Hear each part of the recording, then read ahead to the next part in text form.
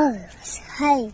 Hello family members and welcome back to my ഇന്നത്തെ വീഡിയോയിൽ നമ്മൾ നോക്കാൻ പോകുന്നത് ടോപ്പ് 7 മിസ്റ്റീരിയസ് ക്ലാൻ ഇൻ നറുട്ടോ. അതായത് നമ്മുടെ നറുട്ടോ സീരീസിൽ ഒരുപാട് ക്ലാൻസ് ഉണ്ട്, ബട്ട് അതിൻ്റെ ബാക്ക്ഗ്രൗണ്ട് എന്ത്, അതിൽ ആരൊക്കെ ഉണ്ടെന്ന് ഡീറ്റെയിൽഡ് ആയിട്ട് കാണിച്ചിട്ടുണ്ടാവില്ല. ഇതിലെ ചില മുഖ്യമായ ക്യാരക്ടറിൻ്റെ ബാക്കിൽ വരെ ആ ക്ലാൻ്റെ പേരുണ്ട്, ബട്ട് ആ ക്ലാൻ എന്താണെന്ന് ഇതുവരെയായിട്ടും ഡീറ്റെയിൽഡ് ആയിട്ട് പറഞ്ഞിട്ടുണ്ടാവില്ല. അങ്ങനത്തെ ടോപ്പ് 7 മിസ്റ്റീരിയസ് ക്ലാനെ കുറിച്ചാണ് ഈ വീഡിയോയിൽ പറയാൻ പോകുന്നത്. ഈ ലിസ്റ്റിൽ 7ാമതായിട്ട് നോക്കാൻ പോകുന്നത് കാഗുയ ക്ലാൻ ആണ്. കാഗുയ ഒട്സുക്കി എന്നൊക്കെ കേട്ടിട്ടുണ്ട്. ഇതടാ കാഗുയ ക്ലാൻ എന്ന് ചിലരൊക്കെ ചോദിക്കും, ബട്ട് ആക്ച്വലി ഇങ്ങനത്തെ ഒരു ക്ലാൻ ഉണ്ട്. ക്ലാൻ ആരെ ബേസ് ചെയ്ത് എന്ത് രീതിയിലാണ് ഈ ക്ലാൻ ഉണ്ടായെന്ന് ചോദിച്ചാൽ കാഗുയ ഒട്സുക്കി ഉണ്ടാവില്ലേ, അവരെ ബേസ് ചെയ്തിട്ടാണ് ഈ ക്ലാൻ ഉണ്ടായത് തന്നെ. ഇതിന് ബെസ്റ്റ് എക്സാമ്പിൾ ആരാന്ന് ചോദിച്ചു കഴിഞ്ഞാൽ കിമിമാരു തന്നെയാണ്.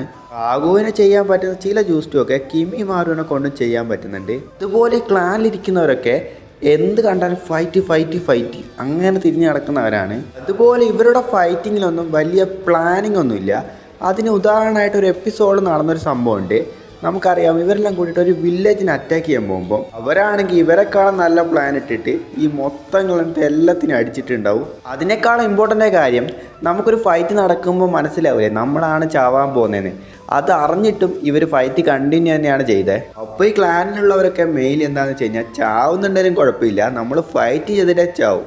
ആ ഒരു മെൻറ്റാലിറ്റിയാണ് ഇവർക്ക്. ചോദ്യം ഉണ്ടാവും, അപ്പോൾ എല്ലാവരും മരിച്ചോ? അപ്പോൾ എല്ലാവരും മരിച്ചിട്ടുണ്ടെങ്കിൽ എങ്ങനെ കിമിമാരു മാത്രം രക്ഷപ്പെട്ടു എന്ന് ചോദിച്ചാൽ ചോദ്യം ഫസ്റ്റ് എനിക്കും ഉണ്ടായിരുന്നു. ബട്ട് ഇതിൻ്റെ ആക്ച്വൽ ആൻസർ നോക്കി കഴിഞ്ഞാൽ കാരണം അവരിങ്ങനെയല്ല. കാഗുയ ക്ലാനിലുള്ള കിമിമാരു ഇവരെ പോലെയല്ല മെയിൻലി. ഇതുപോലെ ഈ കിമിമാരു ഈ ചാവുന്നവരെ ഫൈറ്റ് ചെയ്യുന്ന മൈൻഡ് സെറ്റിൽ നിന്ന് മാത്രമല്ല മാറിയത്, പിന്നെ ഉറോച്ചിമാരു അഡാപ്റ്റും കൂടി ചെയ്തിട്ടുണ്ട്.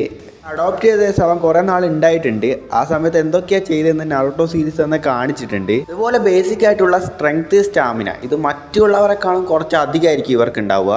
നമ്മൾ 6ാമതായിട്ട് നോക്കുന്നത് കാസ്കാഗെ ക്ലാൻ എന്താ, ഈ ക്ലാൻ ആരൊക്കെ ഉണ്ടെന്ന് സിമ്പിളായിട്ട് ചോദിച്ചാൽ അതിനുള്ളൊരു സിമ്പിളായിട്ട് ഉത്തരം എന്ന് പറഞ്ഞാൽ ഗാര ഉണ്ടാവില്ലേ, അവനും ഈ ക്ലാനുമായിട്ട് ബന്ധപ്പെട്ട ഒരാളാണ്. ക്ലാൻ എന്ന് പറയുന്നത് സാൻഡ്വിച്ചേജിലെ ഏറ്റവും പ്രധാനപ്പെട്ട ഒരു ക്ലാനും കൂടിയാണ്. ഇതുപോലെ പരമ്പരയായിട്ട് ഈ ക്ലാനിൽപ്പെട്ടവരൊക്കെ വില്ലേജിൻ്റെ മുഖ്യമായൊരു സ്ഥലത്താണ് ഉണ്ടാവുക. ഫോർ എക്സാമ്പിളിന് ഗാരൻ്റെ അച്ഛനും ഈ വില്ലേജിൻ്റെ ലീഡേഴ്സ് തന്നെയായിരുന്നു എപ്പോഴും. ഇതുപോലെ ഇവർക്ക് മുമ്പ് വന്ന കുറച്ച് പേരും കൂടിയുണ്ട്. അവരെക്കുറിച്ചൊന്നും വലിയ ഡീറ്റെയിൽഡ് ആയിട്ടൊന്നും പറഞ്ഞിട്ടില്ല. ഈ ക്ലാനെ കുറിച്ച് പല കാര്യങ്ങളും നറുട്ടോ സീരീസിൽ പറയാതെ പോയിട്ടുണ്ട്. അത് കഴിഞ്ഞിട്ട് ഈ ക്ലാനത്ത് അവരുടെ പവേഴ്സ് ആൻഡ് എബിലിറ്റീസ് നോക്കിയാൽ പവേഴ്സൊക്കെ നോക്കിക്കഴിഞ്ഞാൽ ചില പവേഴ്സാണ് ഇവർക്കുള്ളത്. അതിലൊന്നാണ് ഗാരൻ്റെ സാൻഡ് റിലീസ് ഇല്ലേ. ഈ സാൻഡ് റിലീസ് എന്ന് പറഞ്ഞു കഴിഞ്ഞാൽ ഗാരൻ്റെ അച്ഛൻ ഉപയോഗിക്കുന്ന മാഗ്നറ്റ് റിലീസ് ഇല്ലേ, അതൊരു ഗംഗയാണ്. ഇതിൽ നിന്നും വന്നതാണ് ഈ സാൻഡ് റിലീസ്. അതുപോലെ ഈ ക്ലാനിൽ ചേർന്ന ചിലരെ കൊണ്ട് വിൻഡ് റിലീസ് ചെയ്യാൻ പറ്റും. അങ്ങനെ നമ്മൾ 5ാമതായിട്ട് നോക്കാൻ പോകുന്ന ക്ലാൻ്റെ പേരാണ് ലീ ക്ലാൻ. 4th ക്ലാനായിട്ട് വരുന്ന ലീ ക്ലാനോടൊപ്പം നമുക്ക് മൈറ്റ് ഗൈനും കൂടി മെൻഷൻ ചെയ്യാമെന്ന് വിചാരിക്കുന്നുണ്ട്. അതിന് കാരണം നമുക്കറിയാം, ഈ റോക്ലിയും മൈറ്റ് ഗൈയും വേറെ ഒന്നുമല്ല, രണ്ടുപേരും ഒന്ന് തന്നെയാണ്. റോക്ലിക്കാണെ കുഴപ്പമില്ല, ആ റോക്ലി എന്ന് പറഞ്ഞാൽ അവൻ്റെ പേരായിട്ടും കണക്കാക്കാം, ലീ എന്ന് പറഞ്ഞത് അവൻ്റെ ക്ലാനായിട്ട് നമുക്ക് ആസ്പെക്റ്റും ചെയ്യാം. അതിന് കാരണം എന്ന് പറഞ്ഞു കഴിഞ്ഞാൽ റോക്ലിൻ്റെ മകനില്ലേ മെറ്റൽ ലീ, അവൻ്റെ പേരിൽ നമുക്കറിയാം ലീ എന്ന് പറഞ്ഞ ക്ലാൻ്റെ പേര് വരുന്നത്. മൈറ്റ് ഗായിൽ നോക്കി കഴിഞ്ഞാൽ അതും ഇല്ല. അപ്പോൾ നിങ്ങൾ ചോദിക്കും, മൈറ്റ് ഗായിൻ്റെ പേരിൻ്റെ അവസാനം ഗായ് എന്ന് പറഞ്ഞിട്ടുണ്ടല്ലോ, അത് അവൻ്റെ ക്ലാൻ ആണോ എന്ന് ചോദിച്ചു കഴിഞ്ഞാൽ അതുമല്ല. ഗായ്ക്ക് മുമ്പ് നമുക്കറിയാം മൈറ്റ് ഡായ് എന്നെ മൈറ്റ് ഗായിൻ്റെ അച്ഛനുണ്ടാവും. അങ്ങനെ നോക്കി കഴിഞ്ഞാൽ മൈറ്റ് ഗായ് ആൻഡ് മൈറ്റ് ഡായ് ഇതിൽ പൊതുവായിട്ട് നമുക്ക് കാണാൻ പറ്റുന്നത് മൈറ്റ് ആണ്. അങ്ങനെ നോക്കിയാൽ മൈറ്റും അല്ല, അവരുടെ ക്ലാൻ്റെ പേരല്ല, പകരം ഫാമിലിയുടെ പേരാണ്.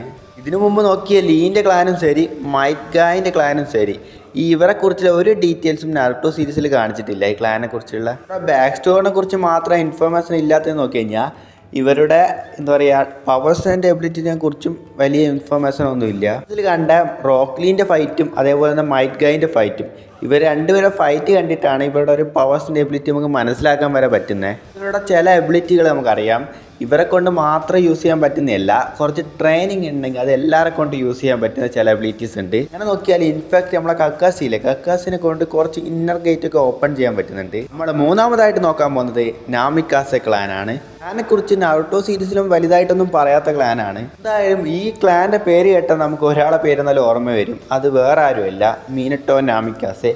മിന്നൽ മുരളി പോലെ പറയാൻ പറ്റുന്ന വേഗതയൊക്കെയുള്ള ഒരാൾ തന്നെയാണ് നമ്മുടെ മീനട്ടോ. അതിൻ്റെ പവേഴ്സിൻ്റെ എബിലിറ്റിയും അതുപോലെ മീനട്ടോയുടെ ചാക്രയൊക്കെ കാണുമ്പോൾ നമുക്ക് തോന്നും ആ ക്ലാനത്ത് അവർ ഇതുപോലെ തന്നെ ആയിരിക്കുമോ എന്ന് തോന്നിയാൽ ബട്ട് ആ ക്ലാനെ കുറിച്ച് തന്നെ പറഞ്ഞിട്ടുണ്ടോ നോക്കിയാൽ അതാണ് ഇല്ലാത്തത്. അതിന് കാരണം മീനോട്ടോനെ ഒഴിച്ചിട്ട് വേറെ ആരും ആ ക്ലാനിൽ ഇല്ലതായിട്ട് കാണിച്ചിട്ടില്ല. എനിക്ക് തോന്നുന്നത് ഈ ക്ലാനുള്ളവരൊക്കെ ഭയങ്കര പവർഫുൾ ആൾക്കാരായിരിക്കും. ബാക്കിയുള്ളവർ വിചാരിച്ചിട്ടുണ്ടാവും ഇവർ ഭയങ്കര പവർഫുൾ ആയിരിക്കും, ഇങ്ങനെ വെറുതെ വിട്ടുകൂടാ അങ്ങനെ വിചാരിച്ചിട്ട് ഇവരെ തട്ടിക്കളഞ്ഞിട്ടുണ്ടാവാനാണ് ചാൻസ്. തൻ്റെ പേരൻസ് ഉണ്ടാവില്ലേ, അവരും മീനോട്ടോൻ്റെ അതേ ലെവലിൽ പവർഫുൾ ആയിരിക്കാനാണ് ചാൻസ്. ഇപ്പം മീനോട്ടോനെ കണ്ടിട്ടാണ് ഈ നാമിക്കാസ ക്ലാനിലെ ആൾക്കാർ ഇങ്ങനെയാണ് ഉണ്ടാവുമെന്ന് നമ്മൾ കരുതുന്നത്. ഫുൾ മീനോട്ടോ ബേസ്ഡ് ആണ്. അത് കഴിഞ്ഞ് ഈ ക്ലാനെ കുറിച്ച് വലിയ ഡാറ്റയൊന്നുമില്ല. മെയിനായിട്ട് എനിക്ക് ഇതാണ് പറയാനുള്ളത്. രണ്ടാമതായിട്ട് നോക്കുന്നത് അട്ടാക്കെ ക്ലാൻ.